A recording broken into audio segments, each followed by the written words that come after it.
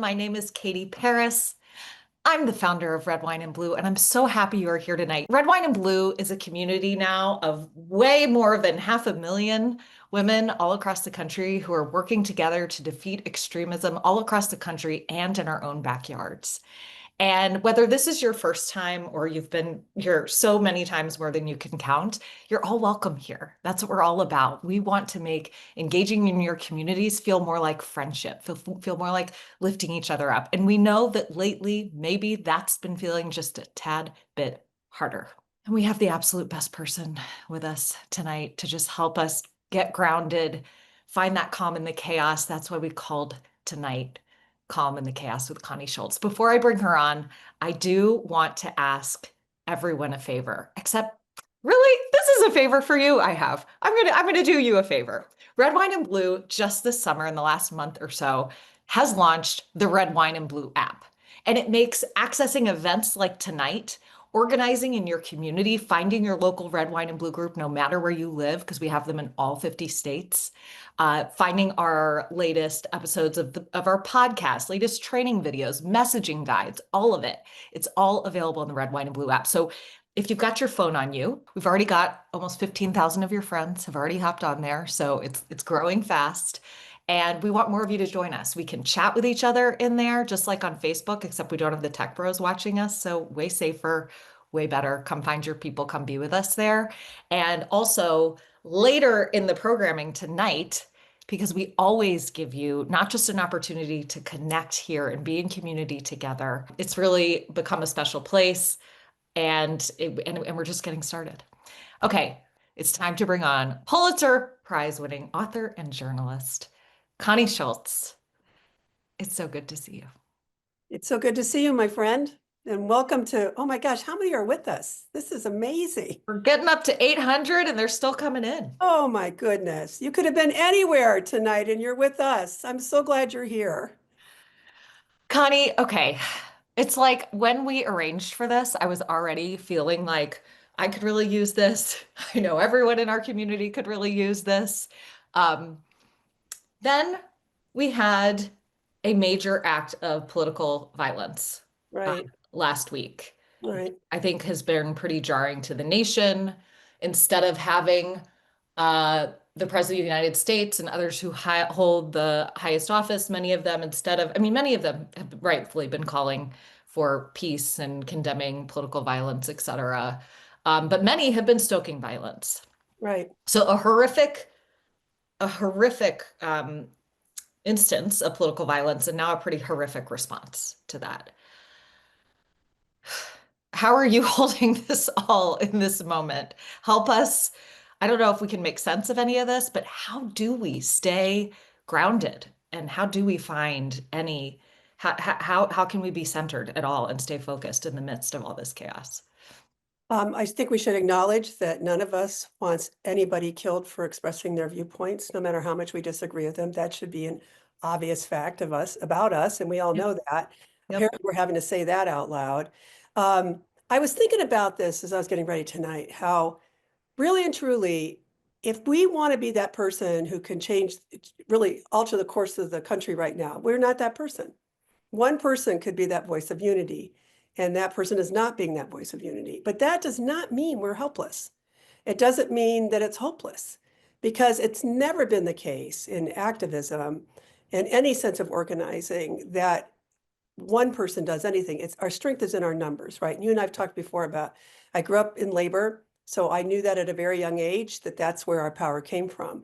But what we can do, one of the most important things we can do, I feel this more than ever, and I should explain, I'm not in my office yet because it's not done yet.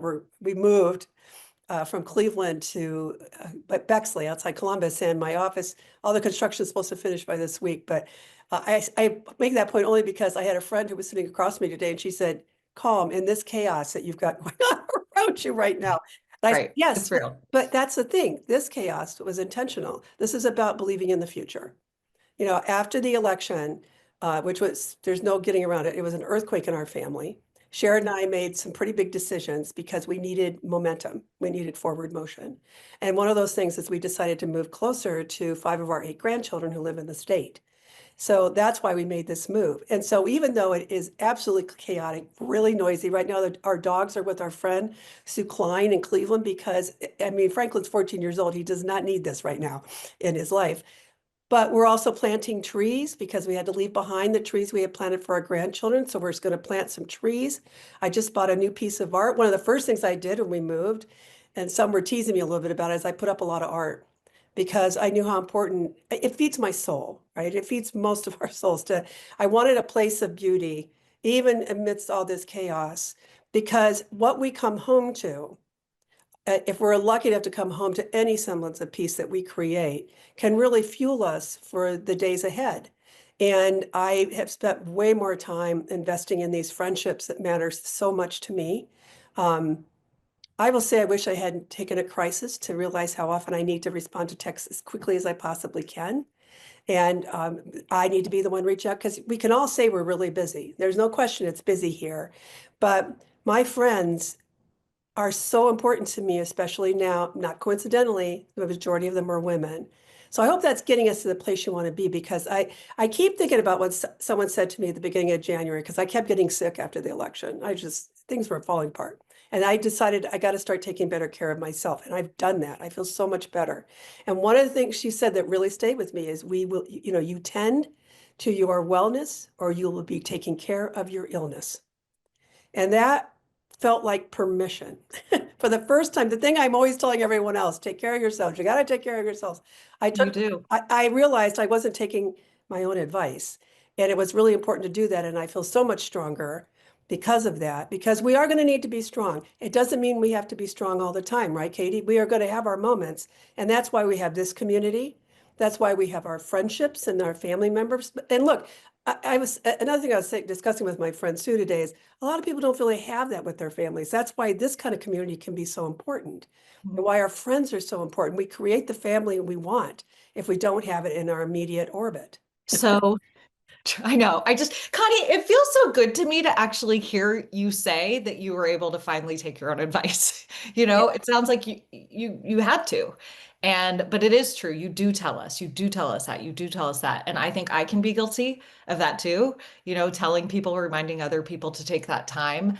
But I think hearing you say that you've actually done it, I felt myself give myself more permission, for that Oh, space. And good. I hope but it's just a reminder of how important that is, so it can't be overstated. And women we're just not very good at it for the most part, right? We're not consistently good at taking care of ourselves because we're taking care of so many others yeah. in our world. I certainly understand that feeling. But honestly, I'm stronger for everyone around me if I make sure that I wake up as strong as I can be, right? And I give myself permission sometimes to have a slow morning, for example, if I can have it. I mean, I'm staying in bed, but I mean, I'm not getting dressed and getting out of the house by 7. Yeah. All right, Connie. So you mentioned some big decisions made lately in your family. And I think probably most people who are on this call are aware that there's a lucky guy who gets to be married to you. His name happens to be Sherrod Brown. Thanks. And he has, been the U.S. Senator from Ohio for many years. And 18. he But who's counting? recently decided to get back in the race and run in 2026.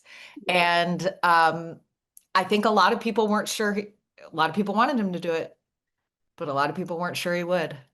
And Yeah, I think yeah. people would love to hear from you.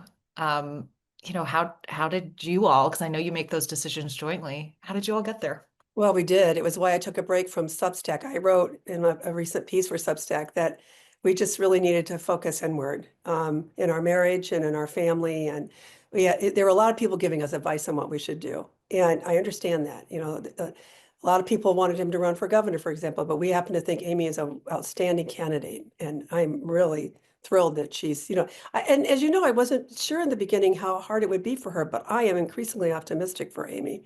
But more importantly, we had to make the decision of what would be the right thing for Cher to do. Where could he make the biggest difference? And what we both, I mean, look, I was watching him at the end of right after the election, he was really busy until he was no longer a senator. He was working on finding jobs for all 70 plus of his employees.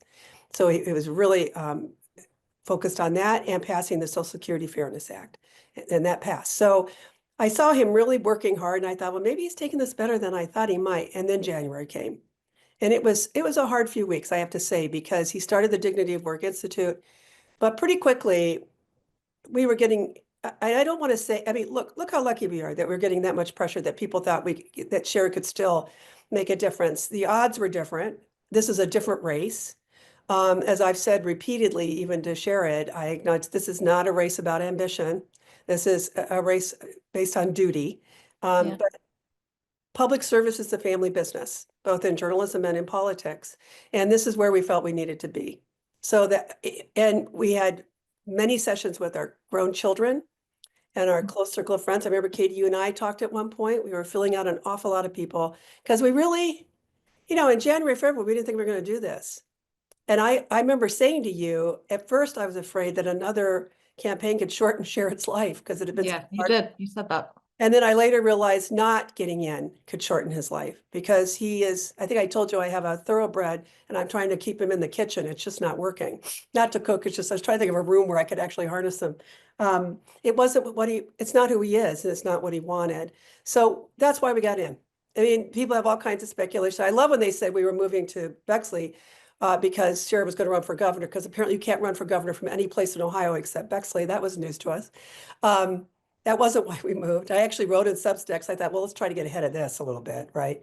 And then I just realized it doesn't really matter what people are saying about our motivations. What matters is that we know why we're doing what we're doing. And we feel really, a calmness set in once we decided this is what he's going to do. Okay, so there's some wisdom there, like the calm that you can get from clarity, the calm that you can get from allowing that space to Yes. get to not feeling rushed, taking your time to discern and get to that point of a decision that you feel sturdy in.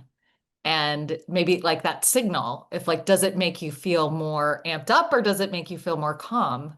Maybe that's an Yeah. indicator that you're on the right. That's a really good point, because it wasn't like we had this burst of excitement and said, yes, that's what we're going to do. We're going to run for the Senate. Mm. It was that, it's that old stomach test I always told my kids to do. When you don't know what to do, you've got various options, get quiet, imagine every option and see how it feels.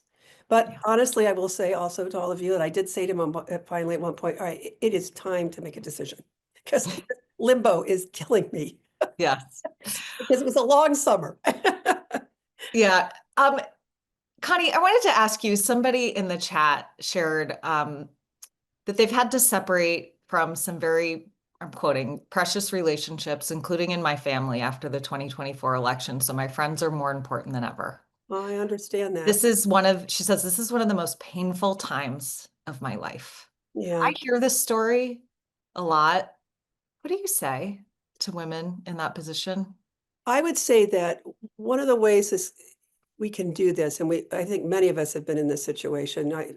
Certainly I have been, because I come from a diverse group of people in our own family, and not everyone is where I am. I don't need to make a pronouncement. I don't need to tell them off or tell them how they're wrong. I just need to back out. I need to retreat and let them be, because I'm not going to change their minds, and I don't have to subject myself to their Facebook posts, their social media attacks. I don't have to listen without commenting when they're saying things that I know isn't true. I can just decide I'm not going to be in their company for these sorts of things. And these are very hard decisions. I am not trivializing how challenging they can be, but I'm going to go back to what I said in the beginning. You've got to take care of yourself first. And there are facts, and then there's everything else. And most of what we're talking about is that everything else. And I have zero patience right now for anybody pretending that what is happening to this country, what is happening to the most vulnerable people in this country, is not happening. And it's not like we didn't see this coming. We did. So what, right? Where does that get us right now? I don't want to be right. I want to be active. I want to do what I can. I know that I was right about who I was supporting. And I do say to people sometimes when they're pretty emotional with me, I say, look, if Sherrod and I could figure out a way to move forward, and I'm not saying we're the template, I'm just saying, believe me, as I said, it was an earthquake. We did not think Sherrod was going to lose. We needed some time. Yeah. I bought him a guitar that he loves. We did a lot of different things. I took better care of myself after being in the emergency room 3 times in December. I just was depleted, as so many of you were. I had nothing left. And I really immersed myself in family and in my friendships, my colleagues at Denison, where I teach. I love that community so much. And I allowed myself to be in the company of people who care about me. It Yeah. didn't make me feel weak. I always thought I'd feel weak if I looked at all vulnerable. And what it did is I realized I really mean it when I said I had to start taking my own advice. I've always said to people, vulnerability is not a show of weakness. When you're willing to express the areas where you're struggling, my gosh, what courage that can take. And it's the step forward then. That's how you do it. And I'll tell you, I had a young emergency room doctor. She was in her 30s, and she was so kind to me in December. And she took my hand. She says, I'm really not supposed to do this, but I'm just going to say, I know who you are. Our hearts are broken too. I know, she says, I follow you and I'm telling you right now, what you are trying to do is not sustainable. You Mm. must pause. And Wow. I know I will never forget her as long as I live. It was the wake up call for me. And again, Sue, poor Sue, she's been with me on so much of this lately. She was in the emergency room with me because Sherrod was on a plane coming home. But that message that nobody had ever told me, nobody had ever said that to me. This is unsustainable. Mm. Really was the pivot for me, the major pivot. Wow. What a voice of wisdom. And in such a moment of vulnerability, where you could hear it and then like find your strength. Yeah. Right. Yeah. Because there's something, as we all know, Katie, you've been through some things recently. When you get through them, it really is true. You're stronger in different ways, right? You're, Yeah, there's no yeah. question about it. And our ability to empathize with people. I often tell my students who are first generation, like I was, that there is not a person in the world you're not going to be able to interview or talk to because you have experienced so many things in life already. If you come from poverty, I had a student who was on Medicaid, who was very scared when the Medicaid was getting frozen last semester. And um, when you have been through difficult times, the narrative you have about yourself is you're still standing. And look at us tonight. We're still showing up. How many of us are here now? I don't even know. Oh, Over 900 now. so we're showing up. Yeah. And if that isn't a story of courage and essential victory, I don't know what is. There are different ways to win. There are Yeah. different levels to winning. And one of the ways we're winning right now is we're not giving up. I mean, this is so inspiring to me. I didn't hesitate to tell you I would do this when you Yeah. asked, You because I didn't. know what I get from seeing so many people. But I think this is the biggest. I've never seen. Look at us. Look at what we're willing to do because we're not going to give up. That's right. And it's my sense of not giving up doesn't come, I don't feel like from an internal place. It comes from a together place. It feels like I'm not giving up because I know everyone else on here Yes. isn't giving up either. It's this mutuality thing, and it is, I think also from those places of vulnerability, that's also when I think the reason why we get stronger in those moments is because we let in the connections that do strengthen us. I mean, many people know Connie referred to me having some hard times lately too. Many of you all know out there, I've shared with this community. I was diagnosed with breast cancer last November. I am cancer free. I am now in treatment to, prevent recurrence. And I was really lucky. I advocated for myself and we caught it super early. Connie knows all about that because she's someone who I felt like I could be vulnerable enough in the midst of that to share what was going on with me. And she was there for me. And just like, so many of you have been there for me either. But like, if I had kept that all to myself, I would have deprived myself of being able to experience your friendship, Connie, in that way. Well, I would Katie, have, you've been such a friend to me, and I want to say this too, that what you're talking about also though is what an honor it is to be trusted. And I yeah. want the people you reached out to, and I want you to keep talking. I'm sorry to interrupt. I just want No, no, please. what an honor that you trusted me. I never for a moment saw you as weak. I saw you as my strong friend, our Katie, who was in it. Yeah. And you have your own army here, and I was happy to be part of that. Yeah. I felt that. I did feel that deeply. I did not feel weakened by it. And I think in a way that I might have if I had tried to be some idea that I might have had as like a lone warrior threat. Right. I think that might have made me feel isolated, alone. And then that's, I think, a place where we end up feeling weak. But um, And it's where the ruminating comes from. Yeah. The more isolated you are, right? That's what I realized too, is the more I was thinking I had to just, I shouldn't have a public face at all until I could feel strong again. And so you Mm. start catastrophizing, you start room. It's very hard to find that tunnel to dig yourself out if you're not sharing it, if you're not talking. Okay, so something else I want to ask you about Connie, because I feel like you're such a great model for this, but I don't know if I know really quite how you do it, is that you and Sherrod just really always come across as such a partnership. And I think that you're so open, about your support for him. He's so open about his support for you. How do you, though, with so much, a US Senate campaign going on in your house that is not even ready fully for you to be moved into yet, like, how do the two of you navigate that, balance that as a couple? How do you hold space for your own work with your own active career in the midst of this? Well, I have a couple of responses to that. First of all, in terms of Sheridan, me, one of the things I said to him, this is such a dumb story, but I think anybody who knows Sheridan won't even be surprised by it. He wanted to surprise me after an event at Denison and take me to dinner down the road in Granville to a restaurant I like at the inn. And we're walking, and he was wearing a suit, and he had put on a pair of shoes he hasn't worn in a while, and they were literally falling apart as we're walking. I mean, you know how on the road you have road gaiters? They're called the pieces of tire tread. That he was having Yes. two gaiters. Literally, one piece was about 6 inches long. He said, "Can you just pull that off?"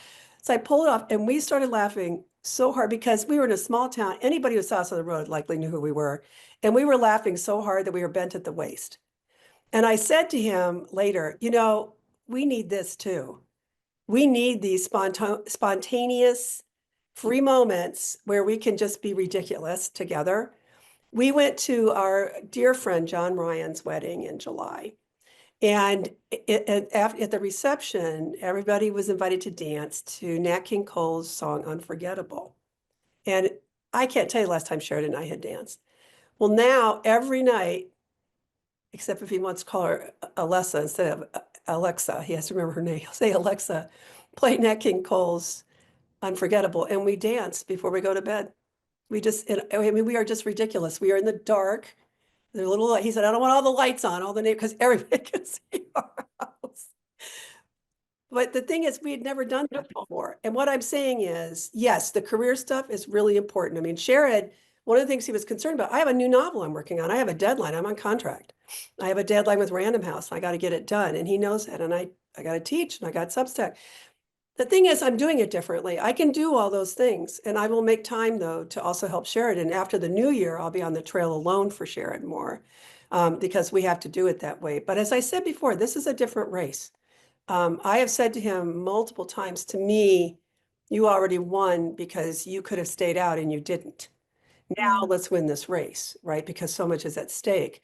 But it just feels different. And we must have those goofy moments, those moments that we went to a book talk the other day at a last minute invitation from our friend Linda Cass, and we loved it. Just being with friends in a big auditorium in Bexley. And we tended not to, we're schedule driven because of what we do. And we've decided that, and we've made it clear to the campaign staff, we must have these breaks. We must have these unscheduled moments. And let's find out what happens when we do. Because that's how you keep it alive and new and surprising. Because we've been married 22 years. Yeah. I can't believe you all do that every night to Unforgettable. I It's don't know just how he's going to feel by telling you, but it's true. so wonderful. I No, love it. I really love it. I love it for you. It's beautiful. Thank you. All right, I want to share another question that's come through in the chat from Heather. How do we help our kids through all of this? She says that her child is 16, a blue dot in a red area, and is feeling it, Mhm. really feeling it right now. Any advice for Heather to share with her kiddo? Yeah. There's a quote by Coretta Scott King, and I'm going to paraphrase it, but you can easily find it. And I may have shared this before with Red, Wine, and Blue, that basically she said, with every generation, the fight is renewed. And some people find that defeatist. I find it very inspiring because what she meant was, of course, that we will always know the people who try to take away the rights that we have fought for. But if we are organized and if we speak out, we outnumber them. and we will always win. And I think our children, I mean, look, we've got our oldest is 17 of the grandchildren. Most of them are much younger, but the daughters in particular have a lot of questions right now. Our 9-year-old grandson Milo's had some, he was heartbroken. He cried on election night when his grandfather lost. And that was one of the things I wanted them to know is, well, see, here we are. We're back. We're going to try again. And he said, what if it happens again? And I said, we will know we're the ones we didn't give up. This is how you lose. You lose with grace. You don't attack other people. You decide what you're going to do next. Because as long as we are able-bodied and capable, we are going to try. And I think our children, if they see that in us, in their parents and in their grandparents, that they're not giving up and that we're not just unrelenting rage about this, but that we're about, all right, so here's what we're going to do. Here's how we are going to do our part. And it's a great time to be talking about the value of organizing and how you're not as lonely as you think. You may feel outnumbered where you live, but you're not outnumbered in the country. And there are so many 16-year-olds just like you. And I think we're going to have to go find some of them. Well, and let's keep in mind too, Connie, what you and I always find is that we were just saying this before we got on, you think you're alone until you realize you're not. Yes. And they're really on I venture to say every block, if not every neighborhood, you are going to find someone who is sharing your concerns, is sharing your values, and it may really surprise you. It might be just half of a household, one part of a household, Right. but y'all, if those of you in Ohio, there's tons of Ohioans on here tonight. Red, White, and Blue has 65 local groups all across the state now. We have members in all 88 counties. And for those of you in other states, Red, White, and Blue has almost 850 groups across the country, including in all the 50 states. I would love for someone with the team to drop a link to the map where people can find their groups all across the state because we provide these ways of connecting regularly on Zoom, but did you know that we provide even more ways of connecting in person every week? Red, Wine, and Blue has held about 3,000 events so far this year. And Wow. yeah, and about 75% of them have been in person.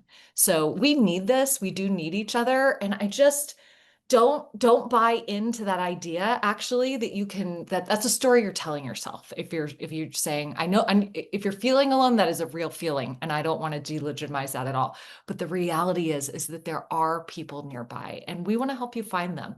If you don't see a group already nearby to you, we can help you start one. So we were just talking about Medina, where people don't think that there's going to be lots of Red, White, and Blue members, and the local group there has 900 members. So no matter where you go. There's a difference between telling yourself, I am alone, Yeah. versus I feel alone. Because Yes. I feel alone, there's Sure. nothing to be done about it, right? And I'm thinking about this now as we're talking. I had lunch last week with my friend Frances Strickland, former First Lady of Ohio. And Sure. one of the things that Frances has wanted to talk to me about is engaging the arts community in activism, right? And I mean, it's more than just designing t-shirts. It's what are the ways we can involve the arts? Look at our poets and how they're writing art. Look at our songwriters. I just saw Susan Hagen at the county chairs meeting on Saturday, and she's written a new activist song she hasn't released yet, but she was playing it there at the event, and it was fantastic. And I thought, look how the arts, I mean, I guess that's why I wanted to put up my artwork right away, because we speak in many different ways, and one of the ways we can speak is through our artistic expression. And as Frances reminded me, young people in particular are so adept at this. It is their natural impulse to express themselves through all kinds of ways that are artistic in nature. And I think that's another way we could encourage our young people. What are you feeling right now about the country? Show me what you're feeling about the country right now and about your role in it. The other thing that I think is really important, every day I'm looking at the good news, and there is good news. Look at so many court rulings, so many lawyers fighting. Lisa Cook fighting back right now, providing the documentation that those were lies about her and her property.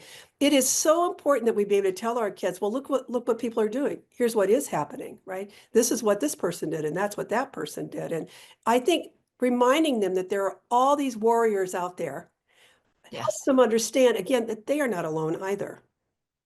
And there are so many other good things that never make it into the headlines of the New York Times either. Yeah, What you mentioned, is so important. But there have been so many wins at the local level in local elections, even just at the grassroots level. We were just talking about wins at school board, stopping yet another book ban effort, these policies that, discriminate against some kids and encourage bullying, stopping those. Yes. These are why we want you to get together with women around you so that you can get that support when you need it and you can show up for other women too.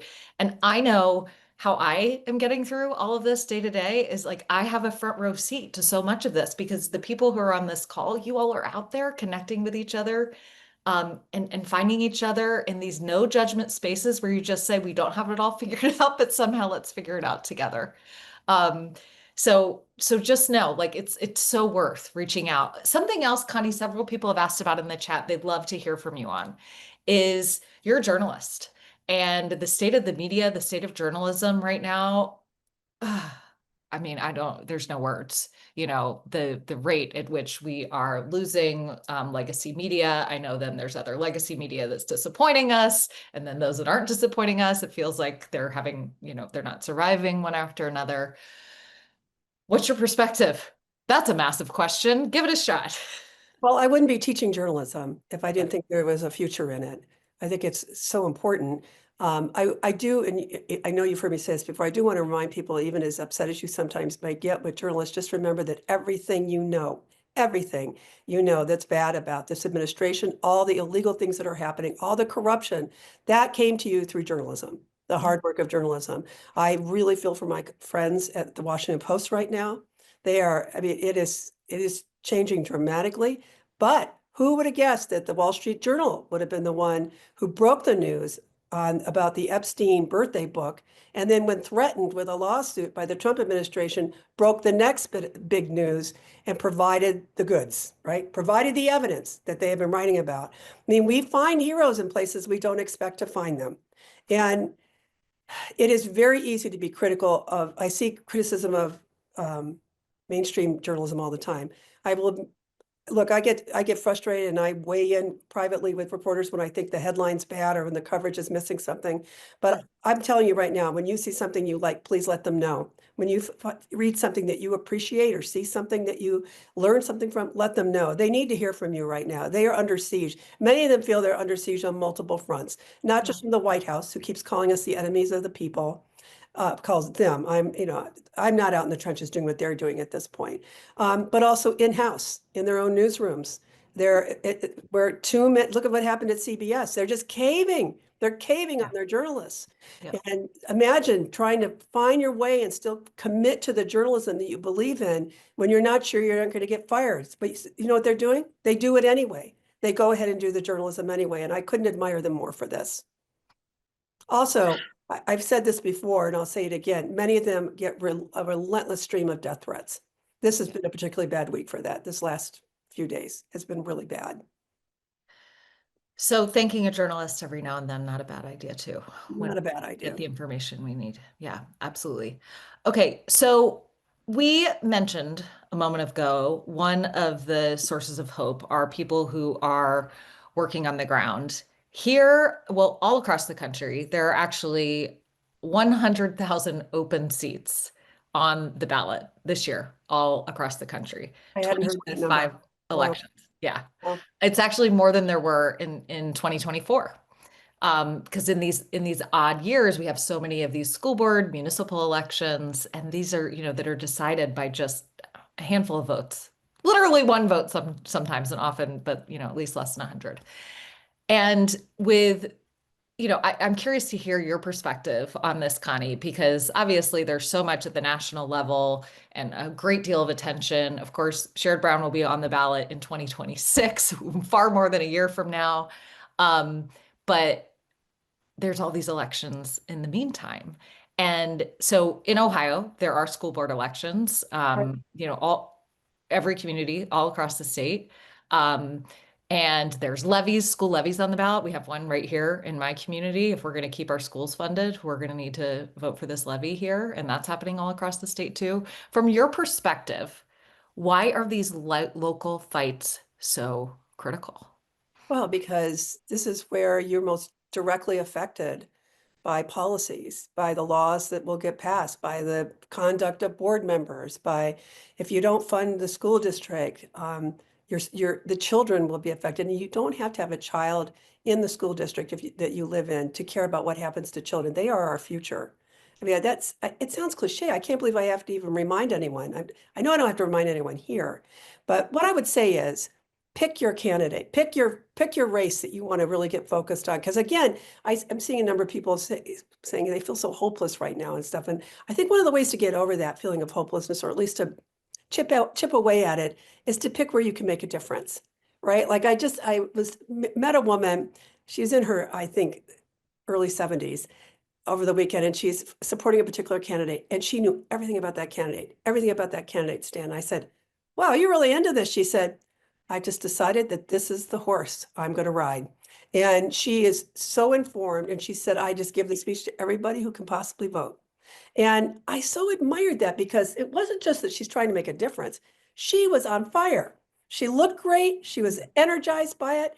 And another way to be involved is if you do have, I'm going to go back to journalism for just a second, because I'm thinking about like the reporting project. Our School of Journalism at Denison has the reporting project, which is covering Licking County. And it's a great experience for our students.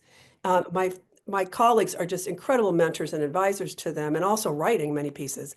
But the thing is, it's filling a real need that was, I mean, it was a vacuum of news. They need it because a lot of us are having these news deserts now. And if there are ways that we can help inform the public about what we know, us as individuals, as citizens, I don't mean journalists now, all of you as citizens, that's another thing. You know, I'm on social media a lot, constantly letting people know what's going on.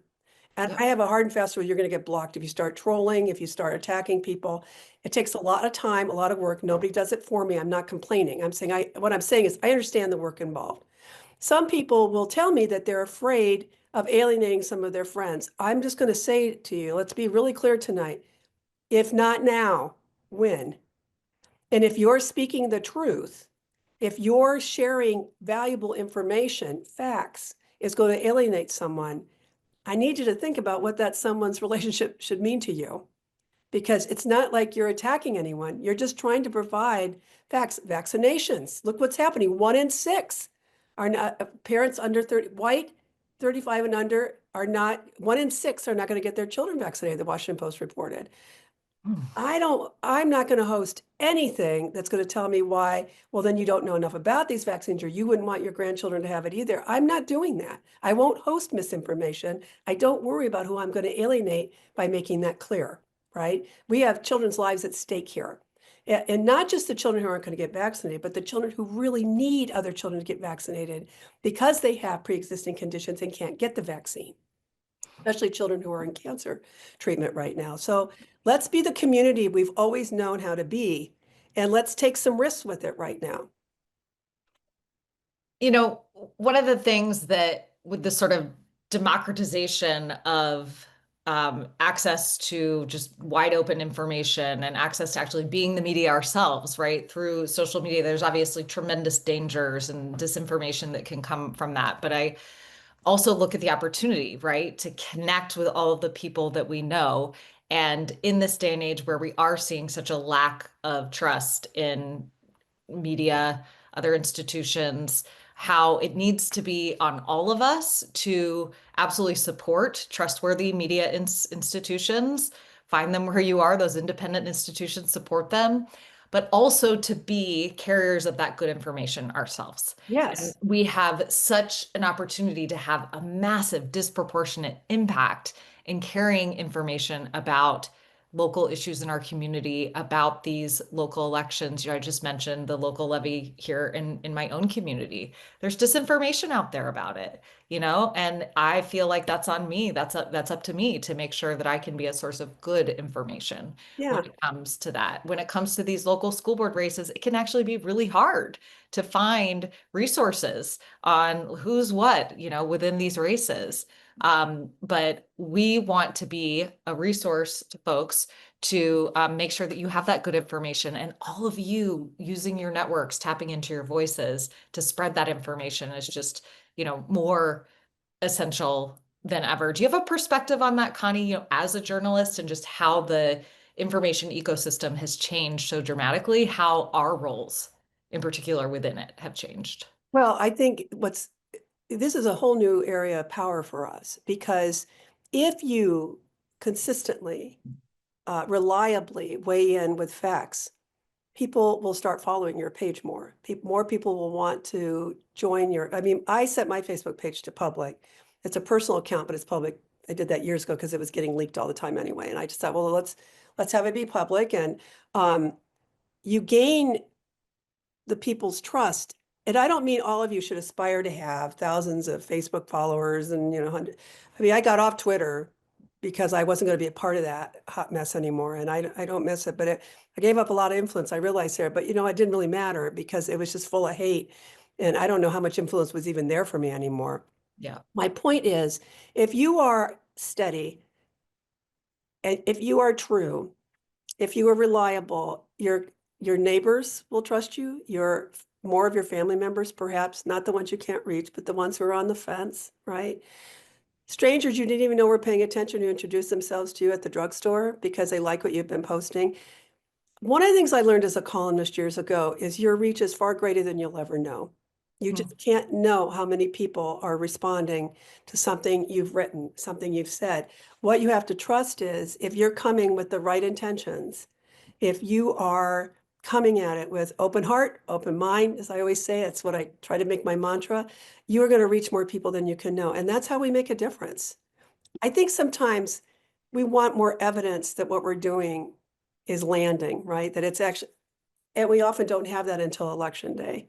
And even if we don't prevail on election day, we have to look at the numbers. I mean, Sherrod didn't lose by a lot of points. We know that we see the potential there this time. But I'm not going to kid you that, this is the first time I've been married to him as somebody who is not the incumbent. You just got to get over it, right? I mean, it took some time. I had to get over it. And there's nobody to be angry with. There's simply, all right, how are we going to help the people who need our help the most? If we've got any influence yet, how are we going to help them? That's the question each of you increasingly can be asking of yourselves because your influence will grow. And I love, Tammy, your comment here, who said, I have had Facebook friends DM and ask questions because they trusted that I would give them the facts. She said, Exactly. it's a great feeling. It is a great It feeling. is such a good feeling. Yes, be that person. Yes, be that person. Why not? Be a Tammy, be a Connie. I say be a Tammy because this is what we're talking about. I give speeches and I go out and meet with crowds and I do this, but I will never reach the people in your orbit the way you can. That's what I've always believed so strongly. And I'm right. I'm right about this. I can't reach them the way you can. That's why we need you. Connie, another line of questions people have had in the chat is they want to know a little bit more about this Senate race. And you are saying, this is different this time. It's the first time you have been married to Sherrod and he's not an incumbent. You've never come off of the 2024 election where there was this hard, devastating loss, and now coming into an era that we've not lived through before. How will this campaign be different? Well, I should clarify one thing. I have been married to him once during a time when he was a challenger, and that was in 06, because he was in the House and decided to run for the Senate, and that was a very big decision. That's right. And everybody predicted he was going to lose. I mean, nobody thought Sherrod could win, and he ended up winning by 20 points. I have hearkened back to that occasionally. Well, more than occasionally, I've been saying to him, oh, you know what? This feels like 06 when something happens, or we're noticing something. I said, oh, you know what we did in 06? How would we do it a little differently this time? But what I love is that we do have that reference point of being the underdog, right? And what it was going to look like.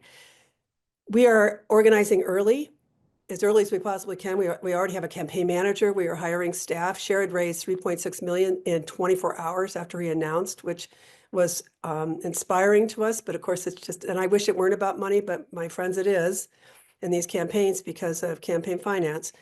But I feel freer in this way. I want him to win, and I think he's going to. But as I said earlier, I already feel like he won when he decided retirement was not the way to go, or semi-retirement with the Dignity of Work Institute. When we decided as a team, and he has said repeatedly too, because it was our decision. He was not going to do it if I didn't want him to.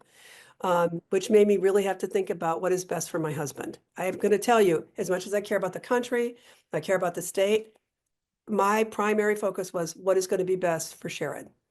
And this was my answer, this, staying in it. Yeah. And, once that calm settled in that we had done it, something else takes over then. We have a sense of purpose about it. We're going to fight it. This has also been different because we can't get over how many people come up to us thanking, we can't go anywhere right now. That's not a complaint. I have that sign in our living room, no whining on the yacht. I should just go, I should have it with me next time when I'm here. It's Uh, so good. But people are so grateful, or they say they're all right. If you've got hope, then we're going to find hope. And I'm seeing hope mentioned in the comments. I get it. Yeah. I believe me, I wasn't feeling very hopeful after the election at first. I needed time to get there. But the thing is, I started small. Where were the small signs of hope that I was finding? And that really opens up your heart and opens up your mind to see more. Hope is always all around us.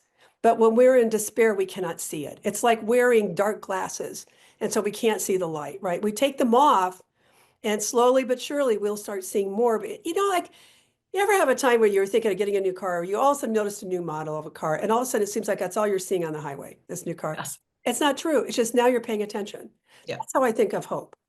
It's always been there. It's been waiting, twiddling its fingers, waiting for us to show up and say, hey, right here, hope, here I am.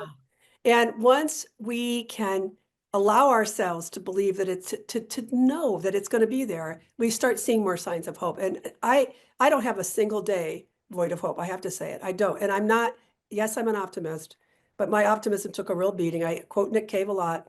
An optimist is hope with a broken heart. No, hope is an optimist with a broken heart. Yes. That is me. My heart broke when Cher didn't win. My heart broke and is breaking when I see what is happening to so many people, including all these innocent people being rounded up because they're brown, because they have an accent, right? Because they're hourly wage earners. Yeah. Because right now the government can. That's what's happening right now. So it's so easy to go down that downward spiral. And that's when I'll say to Sherrod, let's go for a walk, or he'll say, or I'll say, well, let's go get a pizza. And we meet people in restaurants and they come over and talk to us. And you meet so many good people who don't want to give up. Yeah. I can't begin to tell you how much that inspires us. I really experienced that about hope too. Once I just, and again, having a front row seat to what the work that women are doing all across the country. It's like I see one example of someone showing up at the city council meeting, and then I'm hearing about it everywhere. I'm hearing about it everywhere, and it's very easy to get wrapped up in all of the bad news, but this is what's going on actually in our communities and the power that we actually have when we get together to make a difference. I refuse to look away from that Good. hope. There's so much Yeah. there. Connie, Jean in the chat said, thank you for your empowerment. And she said, I've been so timid about speaking out. I really need to get over it. My thought on the whole, getting over it thing is remember what Tammy said about how good it actually feels to be that person who your Facebook friends are DMing because, you've got that information. Speaking out doesn't mean that you're yelling back the way the other side is obnoxiously, rudely unmoored from basic human decency and values. We don't want you to go out, Jean, and like yell back at that. Stay rooted in who you are. We want you to be who you are. Um, but find other people to do it with, find your people and do it in a way that, where you're standing in your integrity. And oh gosh, it's going to feel so good. But Connie, what do you have to say to Jean? Because I think so many people feel that way and they're concerned that speaking out is going to feel like a departure from themselves. Well, it will briefly feel that way, but I can say this as a columnist for more than 20 years. You do get used to it. Yeah. And I'm thinking of the famous quote from Maggie Kuhn, the founder of the Grey Panthers, who said, speak your mind, even if your voice shakes. I think, and was it, who asked this? Who was the person? What, Jean? Jean. Jean, I don't know if part of your concern is that you're not going to be, the Norma Ray of our generation, and you're not going to be out there yelling. We're not asking that of you. What it means is to just follow your true north and to speak up when you hear something that you know that isn't true, or speak up when you want people to be making sure that they're registering to vote and turning out. There are different ways to say it. will there, and what I would ask of you is this. I always have students in opinion writing in the beginning of the semester. Some of them are very nervous about speaking out in class because every class is all about class discussion. And I promise them that they're going to get over it in this class, and they always do, because I will start with just saying, what is the worst that will happen? What is the worst? That someone will disagree with you. Okay. I mean, are any of us in families where they all agree with us all the time? I'm sure not. Or they'll get nasty. Okay, then good to know about that person. You know what I mean? I remember when I said you don't have to tell them off, but you have to start pulling back and including in your orbit the people who do respect you. We are entitled to be respected. We are entitled to be heard at any age. And I think that this is something new for a lot of women still because we weren't raised that way. The Yes. message we get, right, even now. I mean, I mean, we've listened to the vice president talk about what he thinks women's roles should be. But you know what? They only diminish us. They only silence us with our permission. And for me, the ongoing mantra is, well, permission denied, sir. Permission denied. I am not going to be silent, and I don't need to be liked by you because you're not the one I'm trying to reach. But I understand why they're afraid of us. Yeah, me too. And I wrote that one down. I think I might have before, but this time we're definitely going to have to put that graphic up, guys. They only silence us with our permission. Permission denied. Permission denied. Can I get a yes to that in the chat? Can I please just feel the chat right now? Can I get a yes? Can I get a hell yes? Permission denied. I love all Okay. these yeses popping up. I know, I know. I love it too. How can I not have hope? Look at this. How can you not? Exactly. Ah, the emoji explosion. Um, all right, Connie, we are starting to run down on time. I do have a major announcement to make for anyone from Ohio who is on here tonight, who is screaming their yes and their hell yes. If you are on this call tonight, and our estimate based on who registered is that at least half of you are from Ohio. Um, or if you know someone from Ohio. And if I include that, I think we might get to everyone because there's like there's a thing that There is a people say thing. that everybody knows somebody who lives in Ohio. So maybe that just means you're all invited because everybody does seem to know somebody or even be related to somebody in Ohio, you know? Um, you all are invited to an after party to this event. I am going to be bringing on Laura Mullen, who is the head of our Ohio team. And we are going to be getting to work together on these local school board races. We are going to be giving you all a very concrete way of doing this work. It's actually a huge perk of being a part of Red, Wine, and Blue, and you access how to do this through the app. So now is a good time to hit that app store if you haven't yet to get the Red, Wine, and Blue app.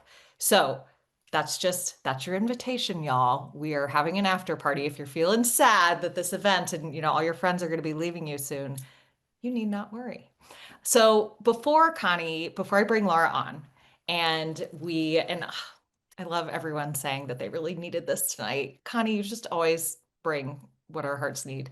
Um, can you just, what else do we need to know tonight? Was there anything that, knowing that we were going to try to bring some calm in the chaos tonight? Um, what should have I asked you that I didn't?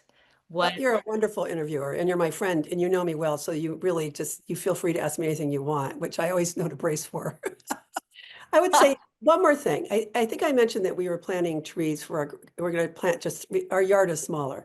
So we're going to plant 3 trees for our grandchildren and put their handprint plaques that we've got all around the trees. But I was thinking about why I'm doing that. I mean, sure, they'll get excited, but what it does is it's evidence to me of my hope that I just bought a little piece of art. I should have brought it over to show you all, maybe next time. That is, I mean, it so inspires me and it has a story steeped in shared in my very beginnings. And I saw it and I thought, this is the last thing I need to be doing right now. And then I bought it because I wanted to put it in our house. And Sherrod was so emotional when he saw it. What I'm saying is find ways to remind yourself of your capacity for hope. Do those things. And like with the kids, it's going to be clear, right? You plant a tree not because you're going to get to see it become 20 feet tall. You plant it because you want it to be there for somebody. And you want to let the kids know that they matter. But I'm planting it in part because I'm believing that there are reasons to be hopeful. I am believing that there will be times when we celebrate the trees again, and that it's our focus point for a moment, a focal point instead of, it's not incidental to the life we're leading right now, these things. Whatever you need to do, family pictures on your fridge, drawings of things. Maybe you're going to do some drawing and get creative and put up anything you need to do. A pep talk pasted next to your mirror in the morning, right? Whatever, permission denied. If you're putting up with a real, okay, Yeah. I'm watching my mouth. But if you've got that going on right now, permission denied next to your mirror every single morning, because you are worth more than somebody else's bad behavior.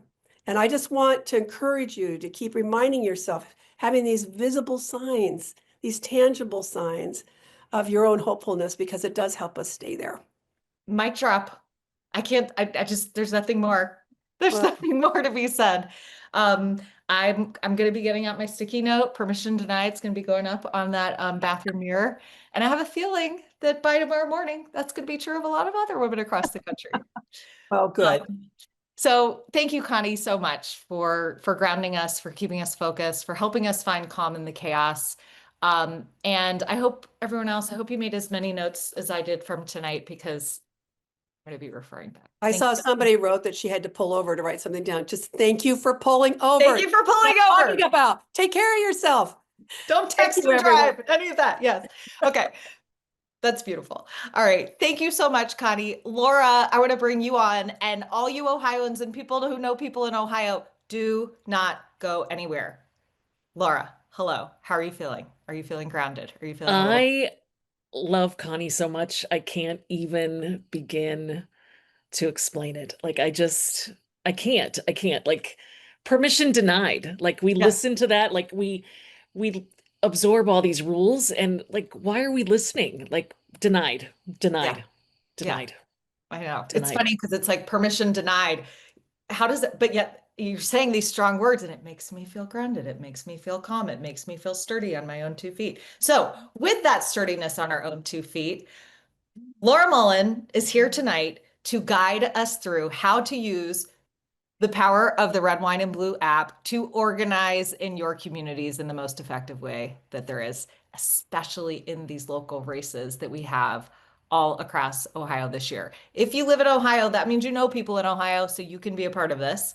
If you don't live in Ohio, but you know people in Ohio, you can be a part of this. We do have this campaign going in other states, but tonight, because Connie is from Ohio and so many of you were from Ohio here tonight, that's where we're going to focus. So, Laura, you've got over 500 people. We are going to be talking about friend to friend organizing. We are really excited about the power that we have as organizers and as how we take our communities to the next level.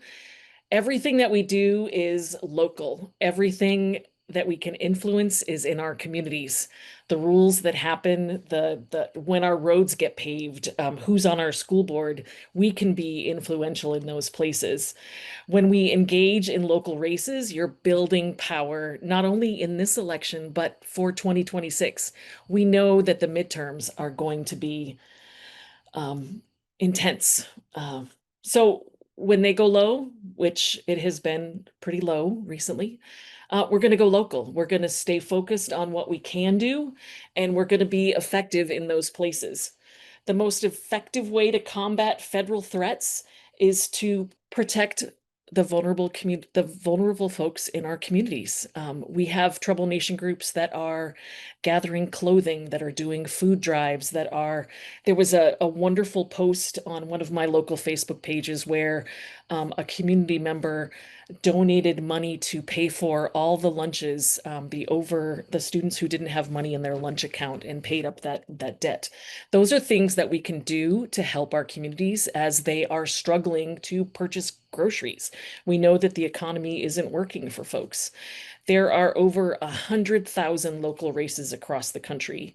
Local races are less polarizing. We know these folks. They are running in our communities. Voter turnout typically is pretty low in these races. It's an opportunity-rich environment. We can make a huge difference. There was a race that was over near Cincinnati that was decided by 25 votes. That is insane to me. 25 votes. And then we work 24/7, at least that's what it feels like to me, 24/7, 365 days a year. We have regional organizers in all four corners of the state, and we are building relationships within your communities as well. We do have state legislative races, but those are in 2026. The races that are happening in this cycle in 2025 are in your communities, and so that's going to be municipal races and school board races. And so we're focusing on those. Um, when we talk about local races, it reduces polarization. We're going to be talking about issues that happen in your community. And so we're not going to be mentioning party. We're going to be talking about what matters to you. Every student in Ohio deserves access to quality public education. We can all agree on that. And so these are tools that are within our reach to be able to make things happen in our community. The most trusted resource in our community, in our tool belt, is you. Relational organizing is friend to friend organizing. It is how we talk to each other. The folks that are in your chat, the folks that are in your who you see at the bus stop, who are on your children's soccer team or baseball team, who you spent your summer with, those are the folks that you have an influence on. Those are the folks that you can turn out. And so we're going to be making friend to friend organizing easier. So who wants to help us? Who wants to help us get folks out to vote? We want you to learn which friends are regular voters, which friends are consistently showing up. Check their voter registration, check their contacts, keep track of conversations. We want to be able to help you do those things. Red Wine and Blue's impact in 2024, we helped voters show up. We increased volunteer contacts. We increased voter turnout by 5 to 6%. Campaigns pay a lot of money to have an impact of even just 1% for voter contact. Among volunteers themselves, that's among us, those who know about these races and know how engaged we are. Sometimes volunteers forget to show up themselves. And so even among ourselves, we increased our own turnout by 3 to 3.8%. Like that's incredible, like incredible impact on us.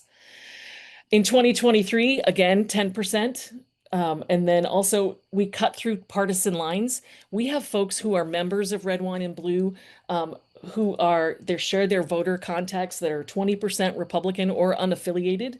We know that Ohio is split in thirds. Like there's a third that identify as Democrats, and there's a third that identify as Republican, and then there's a third that are unaffiliated. And those unaffiliated folks are the folks that we want to reach out to. And so what we want you to do is in the app, there is a tile that says rally together. And in there is you would connect yourself in that tile. You would set up your own account, check and make sure that you're registered. You're going to put in your information. And really what it is about, we're going to find out who's a regular voter. You're going to find out who doesn't vote at all. I turned into like Mrs. Kravitz, like I was super nosy and I went through my neighborhood and I went and I looked at the spouses of my friends and found out that there were a bunch of folks who weren't registered. And we had a huge levy on the ballot in the last cycle. And I was like, if you want this levy to pass, you need to make sure your husband is registered to vote. Like, this is ridiculous. You can also, if they're affiliated to a political party, and then also you're going to get in the app, you're going to get access to resources and prompts to help you have these conversations. You're going to know what's going on in the district, the research, we're doing it for you. We know who's running, what to say and how to start the conversation. And then they can also create personalized voter plans so that way they know when early voting starts, what their plan is, because folks who actually make a plan to vote early during early voting and know when they're going to do it and know what what their ballot looks like actually follow through on it, and you can have an influence on that. So as we said at the beginning of this call, you've downloaded the app. I'm going to be leaving this up for just a second. You've downloaded the app. You're going to tap on the Rally Together square. and that's for Ohio. And then you're going to create an account for yourself in the campaign. And so what I like in the campaign too is that I like to get credit for the work that I do. And so I have a long list of folks that I work with or that I try to influence in the election. And so I have entered all of them in, and I want to keep track of who I've spoken to. And so I put myself in. I make sure that I have matched myself or matched my contacts. I match the voter status. And so I confirm that I'm looking over at my screen, I'm sorry, that I have the right person. And it's matched to the voter file in your county and in your state for Ohio. And then you're going to tap add contact. You're going to make sure that everyone in the voter file matches. If it's no match, it's okay, but you're still going to be influencing them. You're going to want to have them double check that they're registered to vote. And then you're going to want to confirm their voting status. And then you're going to tap at the top, tasks, and you're going to find actions that I have been loading in to our campaign, which are questions and prompts that you can share with your contacts. You're going to copy and paste the message and send it to your contacts through whatever message, whatever way you reach out to them. It could be through email, it could be through texting, it could be through Facebook Messenger. However you contact your friends, it could be through a verbal conversation. You're going to share this with them. And then you're going to come back into the app and you're going to say, I did it. And you're going to hit submit, because keeping track of who you're reaching out to is important. So that way you're not having these conversations repeatedly. You're going to tap contacts if you want to add people. You can add me, put in Laura Mullen, and I live in Medina County, Ohio, Brunswick. You can add me, add a contact and you can also, I love where is it? The brainstorm, this thing over here, the brainstorm button. If you go through your friends list, go through who's in your chat list, go through like who you run into day to day, who's at the bus stop, who's on the sports team, who are their spouses. But if you're having trouble, you can hit the brainstorm button and it'll help you think about other folks to talk to. Strongsville, you're just down the street. And so you can add folks to your contact list, match them, and then start communicating that with them through your texting or your messenger, however you usually talk to them. So let's not forget, I've already spoken about my friends' husbands who weren't registered to vote. They were always the ones that were complaining about how levies didn't pass, and they were concerned about folks not winning elections, but they were complaining and not really involved in the process. And so making sure that you understand that you can reach out to everybody that's in your circle, young, old, everybody that's registered to vote. These are folks that you have an influence on.